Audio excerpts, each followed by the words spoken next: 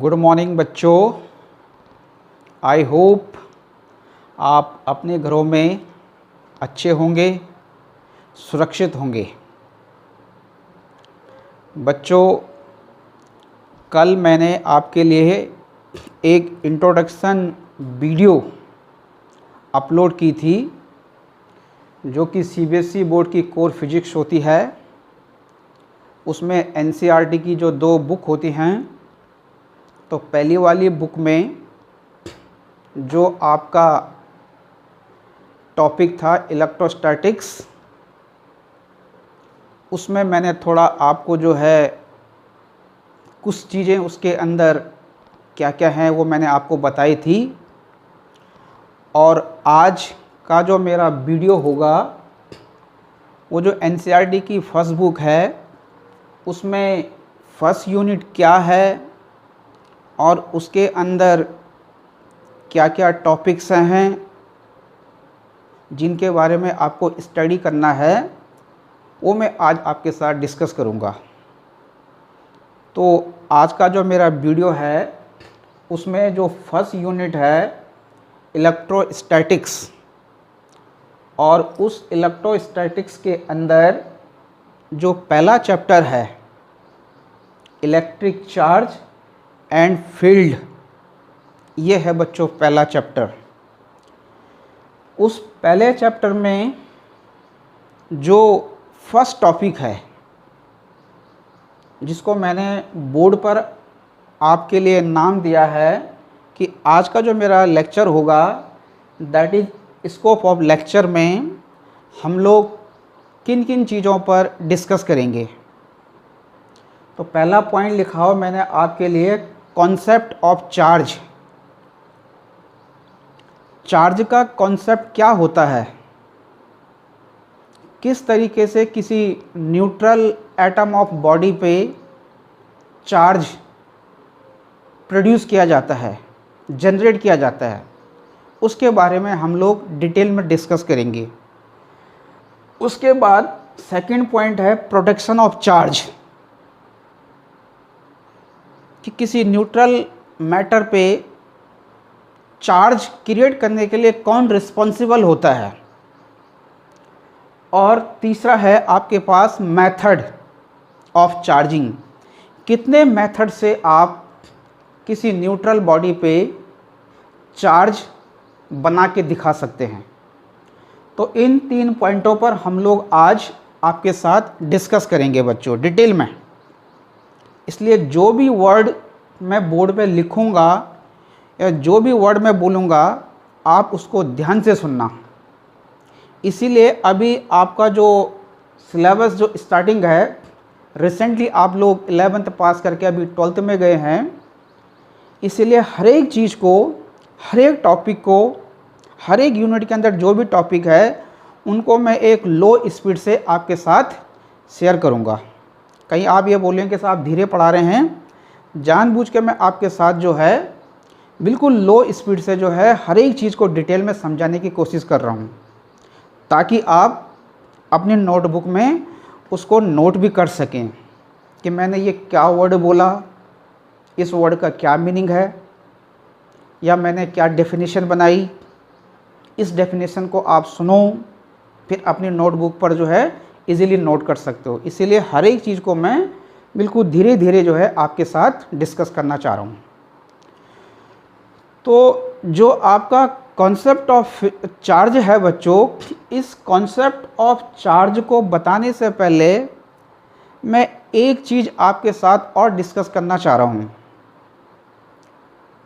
उससे इजीली आपके समझ में आ जाएगा कि हाँ एक्चुअल में क्या कॉन्सेप्ट है चार्ज का, किस तरीके से कोई neutral atom of matter charge होता है। तो बच्चों आपने 9th या 10th में एक चैप्टर हुआ करता था एटॉमिक स्ट्रक्चर या स्ट्रक्चर ऑफ एटम। उसमें आपने देखा होगा कि जब हम किसी एटम का स्ट्रक्चर बनाते हैं या एटम का एटॉमिक स्ट्रक्चर बनाते हैं, तो उसके लिए हम क्या करते हैं बच्चों, सबसे पहले position of the nucleus show करते हैं। ठीक, क्या है न्यूक्लियस?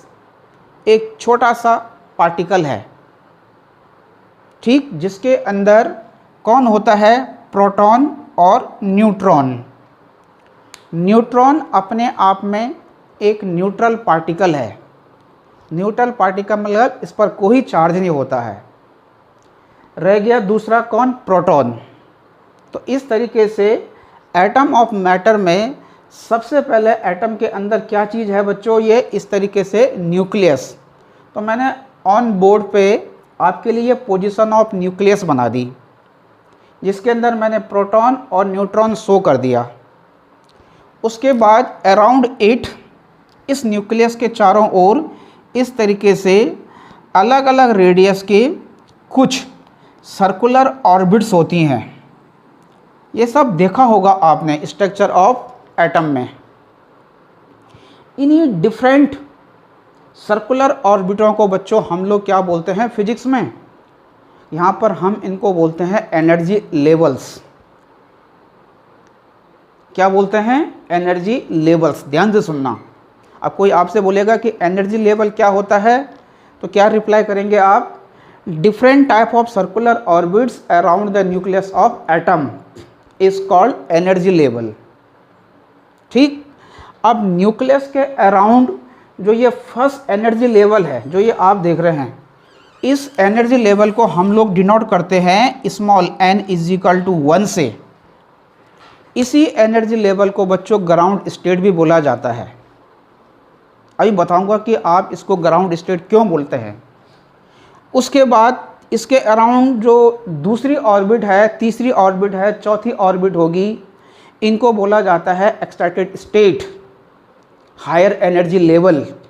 इसको तो बोला जाता है ग्राउंड स्टेट, इनको बोला जाता है हायर एनर्जी लेवल। अब आपने एक चीज़ और पढ़ी होगी कि एटम हमेशा क्या माना जाता है? इलेक्ट्रिकली न्यूट्रल माना जाता है। इसका मतलब जितना उस पर पॉजिटिव चार्ज होता है उतना ही उस पर क्या होता है? नेगेटिव चार्ज भी होता है। तो अब यहाँ पर बात आ जाती है कि पॉजिटिव चार्ज कौन होता है एटम पे और नेगेटिव चार्ज कौन होता है एटम पे। तो याद रखना बच्चों, न्यूक्लियस के अंदर जो प्रोटॉन है इसी को ही पॉजिटिव चार्ज ऑन एटम बोला जाता है। और इतना ही कौन होगा अब नेगेटिव चार्ज? तो जितना पॉजिटिव चार्ज ऑन प्रोटॉन पे होता है, जिसकी पोजीशन इनसाइड द न्यूक्लियस है, उतना ही अमाउंट का नेगेटिव चार्ज या negative ion outside the nucleus भी होता है बच्चों। तो वो कौन होता है? That is electron. तो इस तरीके से जितनी अमाउंट ऑफ क्वांटिटी चार्ज की प्रोटॉन पे होती है, उतनी अमाउंट ऑफ क्वांटिटी चार्ज की इलेक्ट्रॉन पे होती है। तो दोनों इस तरीके से आपस में कैंसिल हो जाते हैं और इस तरीके से एटम इलेक्ट्रिकली क्या माना जाता है? न्यूट्रल माना जाता है। तो एग्जाम्पल के तौर पे कि सपोज दैट, आपके साथ मैं एक एग्जाम्पल डिस्कस कर रहा हूँ। सपोज दैट ये जो आपका न्यूक्लियस है, इसके अंदर जो ये प्रोटॉन है, मान लो कि सपोज दैट इस प्रोटॉन पे P is equal to suppose that 13e amount का पॉजिटिव चार्ज है। ध्यान से सुनो क्या बोल रहा हूँ मैं। सपोज दैट इस पर P is equal two plus 13e amount का पॉजिटिव चार्ज है, जहाँ पर आप ये भी जानते होंगे कि जो वैल्यू ऑफ E होती है, E का जो मैग्नीट्यूड होता है वो कितना होता है? 1.6 into 10 to the power -19 coulomb. तो आप इतने को इतने से मल्टीप्लाई कर सकते हैं। तो इतना अमाउंट ऑफ पॉजिटिव चार्ज आप प्रोटॉन पर न्यूक्लियस के अंदर शो कर सकते हैं। फिर अभी डिस्कस किया कि ये तो इलेक्ट्रिकली न्यूट्रल है, तो कहने का मतलब है कि इतना ही इस पर क्या होगा? नेगेटिव चार्ज भी होगा। तो कौन होगा बच्चों वो नेगेटिव चार्ज? तो मैंने अभी बताया था दैट इज इलेक्ट्रॉन। तो इतना ही अमाउंट का इस तरीके से बोला जो है, इस पर नेगेटिव चार्ज भी है -13e अमाउंट का। अब आपसे पूछा जाएगा कि how much total charge on this atom of matter. तो इस तरीके से इस पर जो टोटल चार्ज होगा तो इस तरीके से बच्चों इस पर जो टोटल चार्ज होगा वो हो जाएगा +13e, that is on proton, plus कितना negative charge on electron -13e। इसको आप आगे सॉल्व कर लीजिएगा तो ये बन जाएगा +13e -13e, they are cancel to each other. तो इस तरीके से net charge on this atom of matter क्या बन गया, 0 बन गया। तो इस तरीके से ये इलेक्ट्रिकली अपने आप में क्या हो गया, न्यूट्रल हो गया है, इस पर कोई चार्ज नहीं है, इसलिए इसको इलेक्ट्रिकली न्यूट्रल बोला जाता है। तो ये सारी चीज़ें आपने जो एटॉमिक स्ट्रक्चर या स्ट्रक्चर ऑफ एटम चैप्टर हुआ करता था 9th में, वहाँ पर देखा होगा आपने। दूसरी बात, प्रोटॉन पे तो ये चार्ज आपने इजीली दिखा दिया कि इतना charge on proton inside the nucleus है, लेकिन जितना चार्ज प्रोटॉन पे है उतना इलेक्ट्रॉन पर भी है।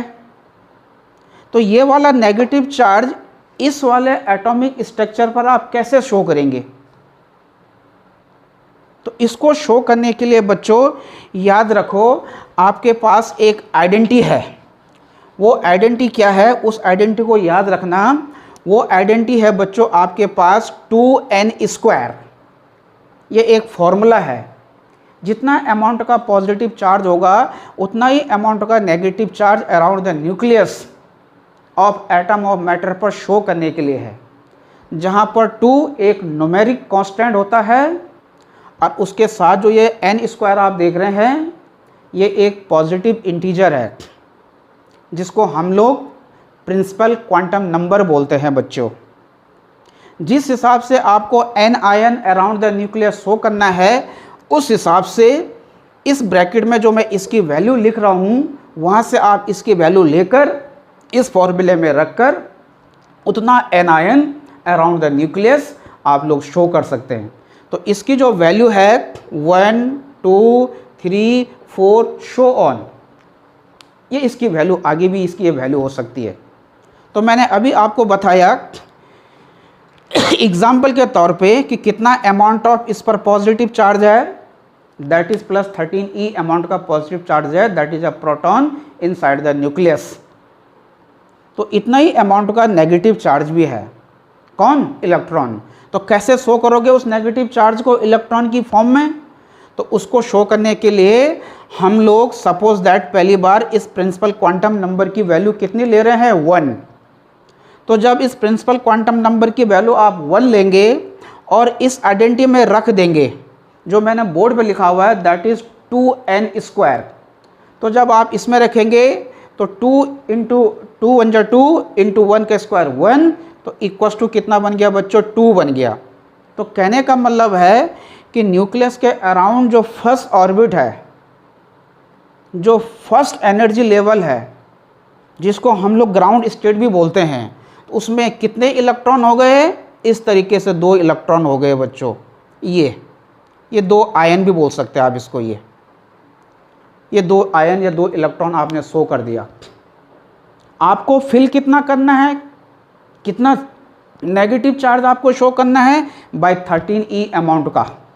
तो नेक्स्ट टाइम आप क्या करेंगे, अब प्रिंसिपल क्वांटम नंबर की वैल्यू इस सीरीज से लेकर दैट इज n = 2 और इस आइडेंटिटी में प्लेस कर देंगे, तो 2 2 जा 4 2 जा 8।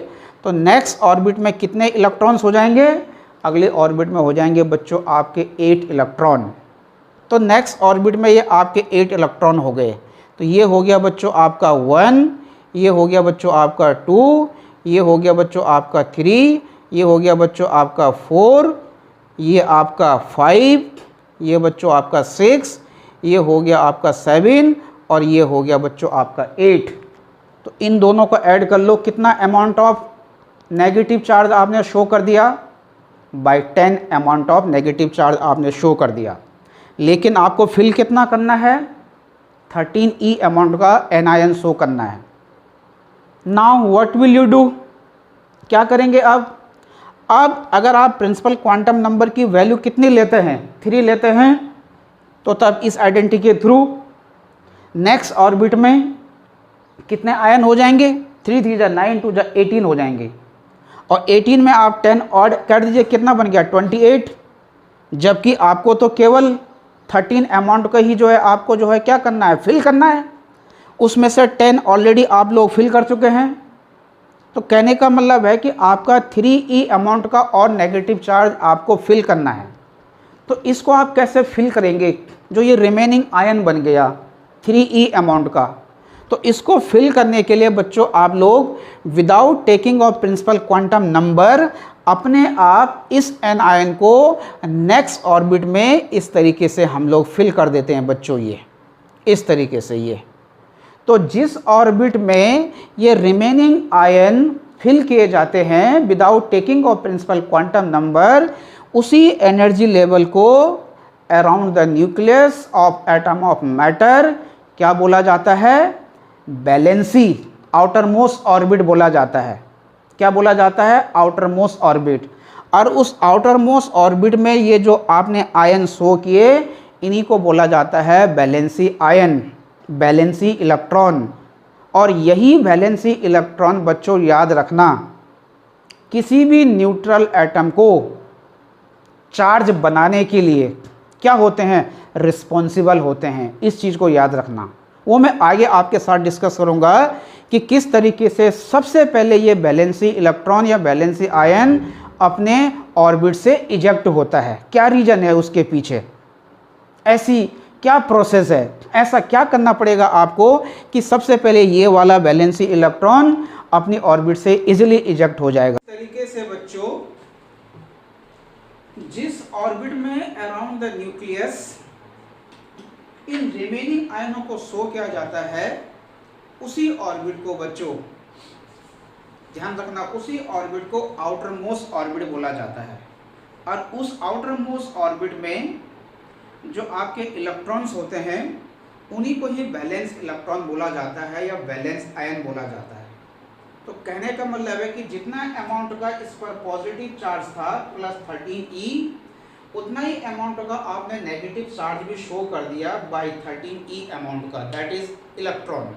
तो इस तरीके से दोनों आपस में क्या हो गए, कैंसिल, और net charge on this atom of matter क्या हो गया, 0 हो गया है। तो इस तरीके से ये एटम इलेक्ट्रिकली क्या बन गया, न्यूट्रल बन गया। अब जब ये एटम इलेक्ट्रिकली न्यूट्रल बन गया, अब आपको इसको चार्ज बना के दिखाना है, कैसा बनेगा ये चार्ज। तो उसके लिए आप याद रखना कि अगर मान लो कि सपोज दैट ये atom of matter, suppose that अपनी आउटर मोस्ट ऑर्बिट से इस तरीके से एक इलेक्ट्रॉन को अगर क्या करता है बच्चों, लॉस करता है। अब इसने इलेक्ट्रॉन लॉस कैसे किया होगा, क्या हुआ होगा, क्या फंक्शन रहा होगा, क्या वर्किंग रही होगी, वो मैं डिस्कस करूंगा आपके साथ। तो मान लो कि सपोज दैट ये एटम ऑफ मैटर अगर एक इलेक्ट्रॉन को लॉस कर रहा है और उसके बाद पूछा जाएगा आपसे कि how much now total charge. अब बताओ कि इस पर टोटल चार्ज कितना है। जब तक इसने इलेक्ट्रॉन लॉस नहीं किया था तो टोटल चार्ज आपने बोल दिया था बिकम 0। अब कितना होगा जब इसने इलेक्ट्रॉन लॉस कर दिया, तो अब बच्चों जब इसने इलेक्ट्रॉन लॉस कर दिया तो पॉजिटिव चार्ज तो उतना ही है, that is +13E on proton, क्योंकि न्यूक्लियस के अंदर प्रोटॉन बिल्कुल हाई स्ट्रॉन्ग न्यूक्लियर फोर्स से टाइटली बाउंड होता है बच्चों, ध्यान रखना इस बात को। लेकिन इसने एक इलेक्ट्रॉन जब लॉस कर दिया तो इस पर अब नेगेटिव चार्ज की क्वांटिटी कितनी रह गई है, इस पर अब नेगेटिव चार्ज की जो क्वांटिटी है वो -12E रह गई है बच्चों। ये एक इलेक्ट्रॉन लॉस हो गया है। तो मान लो कि सपोज अगर ये इलेक्ट्रॉन लॉस हो गया तो काउंट कर सकते हैं आप, फर्स्ट ऑर्बिट में 2, सेकेंड ऑर्बिट में 8 और थर्ड ऑर्बिट में फिर 2, क्योंकि ये एक लॉस कर चुका है। तो अब टोटल चार्ज कितना हो गया, तो टोटल चार्ज अब इस पर +E हो गया बच्चों। तो इस तरीके से ये जो न्यूट्रल एटम अभी तक इलेक्ट्रिकली न्यूट्रल था, अब ये चार्ज हो गया है। अब इसको आप न्यूट्रल एटम नहीं बोलेंगे, अब इसको आप नाम दे सकते हैं आयन, क्योंकि इस पर आपने चार्ज शो कर दिया है नेचर वाइज एज पॉजिटिव। अब ये आयन बन गया, अब इसको आप आयन बोल सकते हैं। तो इस तरीके से न्यूट्रल एटम इलेक्ट्रिकली अब क्या है बच्चों, चार्ज हो गया है। अब ये जो इस पर चार्ज आया +E अमाउंट का पॉजिटिव चार्ज, इस समय ये चार्ज इस पर क्या है, रेस्ट में है। ध्यान रखना, इस समय ये इस पर क्या है बच्चों, रेस्ट में है, इसमें मूवमेंट ही हो रहा है। तो इस रेस्ट ऑफ चार्ज से जो इलेक्ट्रिसिटी बनेगी इस एटम पर या इस आयन पर, उसको बोला जाएगा स्टैटिक इलेक्ट्रिसिटी। सुना होगा आपने 9th-10th में करंट इलेक्ट्रिसिटी, इलेक्ट्रिक इलेक्ट्रिसिटी या स्टैटिक इलेक्ट्रिसिटी, तो इसी को बोला जाता है स्टैटिक इलेक्ट्रिसिटी।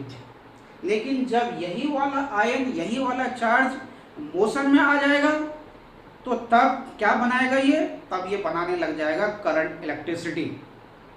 तो ये छोटी छोटी चीज़ें हैं बच्चों, कॉन्सेप्ट वाली चीज़ें हैं। तो जब तक इतना बारीकी से ये छोटी छोटी चीज़ें आपके कॉन्सेप्ट में नहीं आएंगी या आपके समझ में नहीं आएंगी, तो कि आगे के टॉपिक पढ़ने में आपको बहुत दिक्कत हो जाएगी।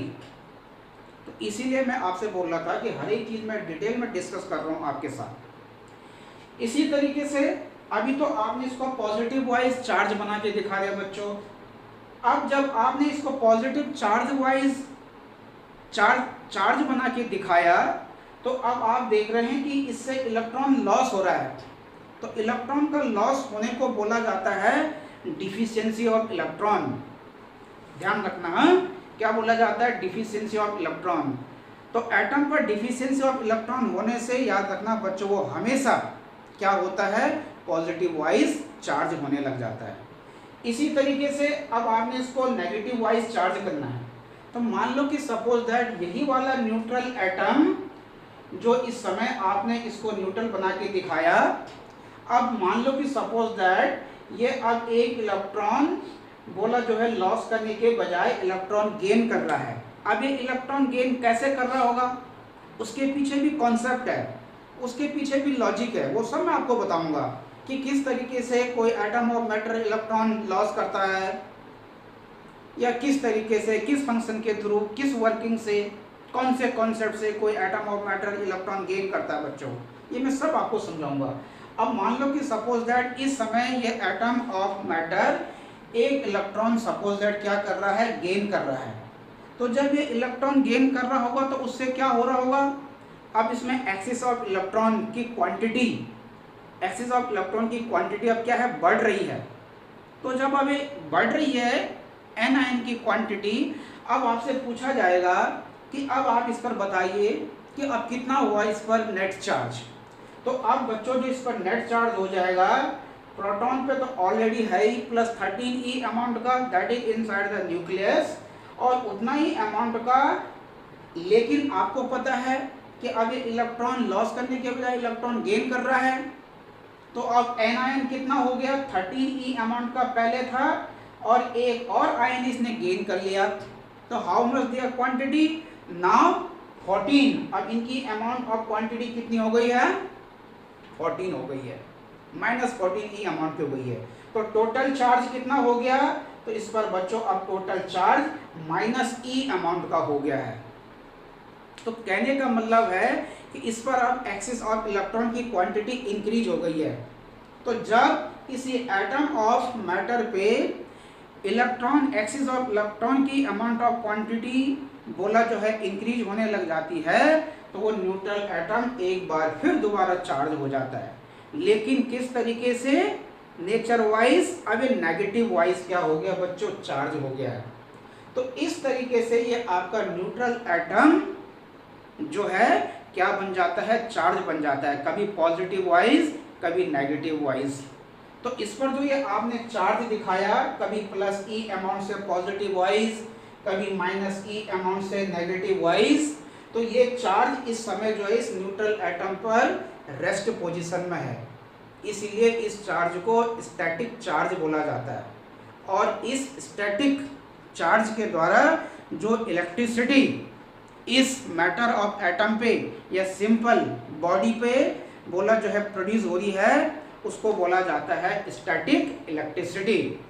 तो अगर आपके पास लिखने के लिए आएगा कि write down the definition of static electricity, लिखिए आप, तो क्या डेफिनेशन बनाएंगे आप लोग, due to rest charge on atom of matter produce of electricity is called static electricity. Simple सा है। Current electricity. जब यही वाला चार्ज मोशन में आ जाएगा, अब आप पूछेंगे सर ये चार्ज मोशन में कैसे आएगा, तो कनेक्शन वायर के थ्रू अगर आप इस पर कोई एक्सटर्नल बैटरी लगा देते हैं तो ड्यू टू दैट बैटरी इन चार्ज में मूवमेंट होने लग जाता है।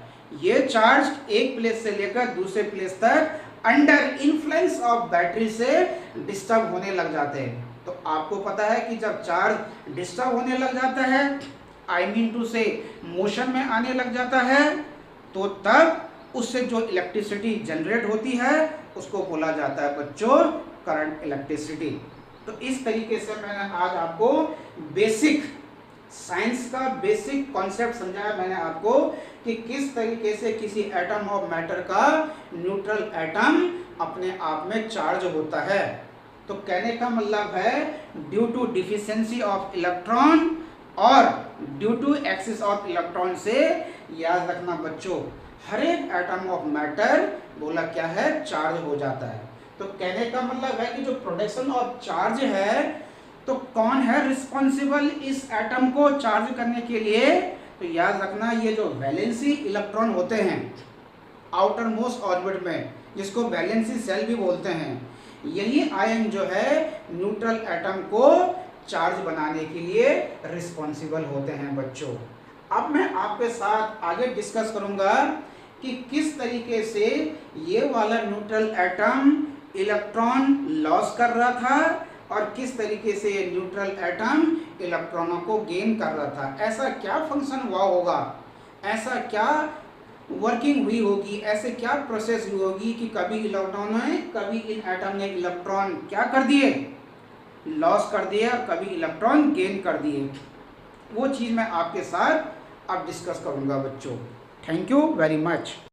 तो बच्चों इस तरीके से ये आपका जो एटम ऑफ मैटर है इस तरीके से ये चार्ज बन जाता है due to loss of electron और due to excess of electron. अब ये इलेक्ट्रॉनों का लॉस कैसे करता है, इलेक्ट्रॉनों को गेन कैसे करता है, इसके पीछे भी लॉजिक है, इसके पीछे भी कॉन्सेप्ट है। जो हमारे ओल्ड फिजिशियन हैं आज से 2200 साल पहले 2500 साल पहले एक फिजिशियन हुआ करते थे यूनानी थेल्स, उनका भी एक्सपेरिमेंट है। उसके बाद एक दूसरे फिजिशियन आए गिलबर्ट, उनका भी एक्सपेरिमेंट है।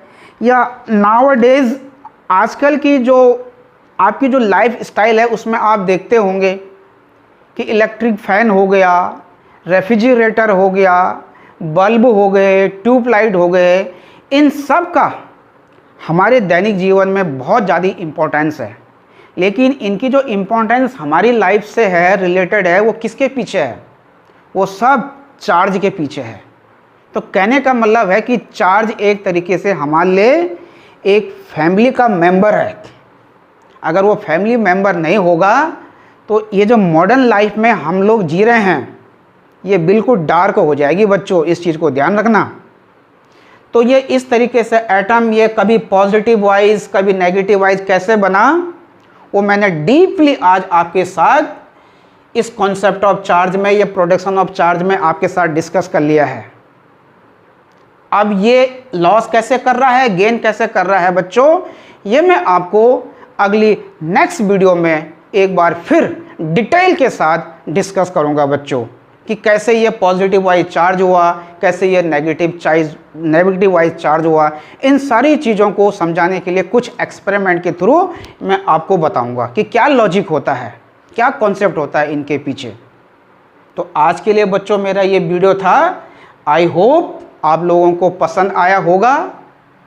तो आप लोग, मेरी आपसे रिक्वेस्ट है ज़्यादा से ज़्यादा इस वीडियो को आप सब्सक्राइब करें, बेल आइकन को ज़रूर प्रेस करें और उसमें एक ऑप्शन आता है ऑल वाली बेल बना के, उसको ज़रूर आप क्लिक करें ताकि जो भी वीडियो हम यहाँ से रिलीज़ करें या अपलोड करें वो सबसे पहले आप तक पहुँचे। और कमेंट बॉक्स में ज़रूर कमेंट्स करें कि आपको वीडियो पसंद आई है कि नहीं आई है, या आप कोई क्वेश्चन करना चाह रहे हैं कि ये कैसे हुआ, क्या हुआ सर, तो उसको ज़रूर लिख कर भेजें। और ज़्यादा से ज़्यादा अपने फ्रेंड सर्कल में बच्चों आप इसको शेयर करें। Thank you very much. नमस्कार।